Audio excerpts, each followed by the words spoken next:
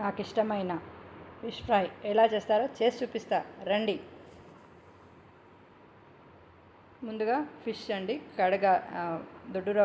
దొడ్డుప్పు వేసుకొని మంచిగా కడిగి పెట్టుకున్నా. ఆల్రెడీ ఒకసారి 2-3 సార్లు కడిగి పెట్టుకున్నా. మళ్ళీ ఒకసారి మీకోసం కడిగి పెట్టిన. ఇప్పుడు దీంట్లో సరిపడా ఉప్పు,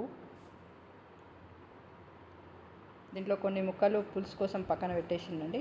ఇవి పెద్ద ముక్కలు తీసుకొని ఫ్రై చేసుకుంటున్నా. దీంట్లో ఒక 3 స్పూన్ల కారం,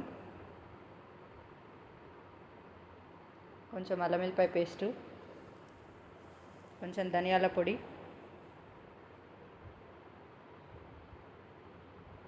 కొంచెం లవంగాలు కొంచెం కచ్చపచ్చ దంచి వేసిన.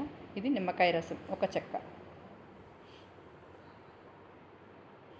కొంచెం అన్నీ మిక్స్ చేసుకొని బాగా ఒక గంట నానబెట్టుకుంటే బాగా అవుతుంది. ఇది మొత్తం చేపలకంతా పట్టేలాగా మంచిగా కలుపుకోవాలి. ఉప్పు, కారం, అల్లం వెల్లిపాయ పేస్ట్ అన్ని ముక్కలకు కూడా ఈక్వల్గా కలిసేలాగా మంచిగా కలుపుకొని ఒక అరగంట పక్కన పెట్టుకోవాలి.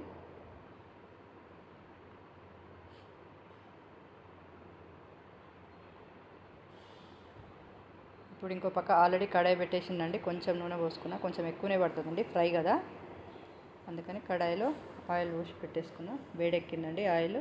దీంట్లో ఇంతకుముందు కలిపి పెట్టుకున్న ముక్కలు, ఉప్పు కారం అన్నీ కలిపి పెట్టుకున్నాం కదా, ఆ ముక్కలు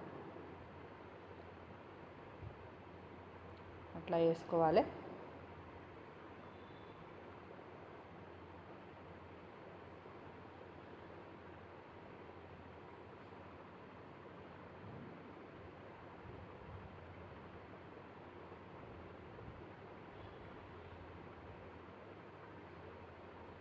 ఇవి ఒక 5 నిమిషాల వరకు కూడా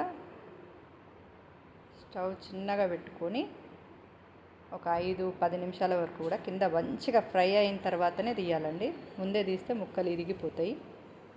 బాగా ఒకవైపు బాగా ఫ్రై అయిన తర్వాతనే ఉల్టా తిప్పుకోవాలి.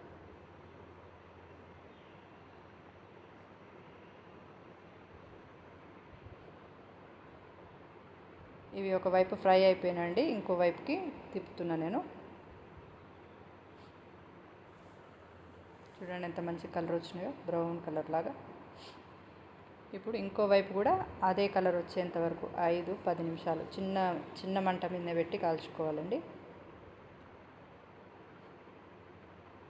ఫిష్ ఫ్రై రెడీ అయిపోయిందండి. చూడండి ఎంత బాగుందో. సర్వింగ్ ప్లేట్లోకి సర్వ్ చేసేస్తున్నా. ఇది నాకు చాలా ఇష్టం అండి. మా వారు కొంచెం భయపడతారు ఇది తినడానికి, ముళ్ళులు ఉంటాయని. Tasty tasty fish fry ready. మీరు ట్రై చేసి చూడండి.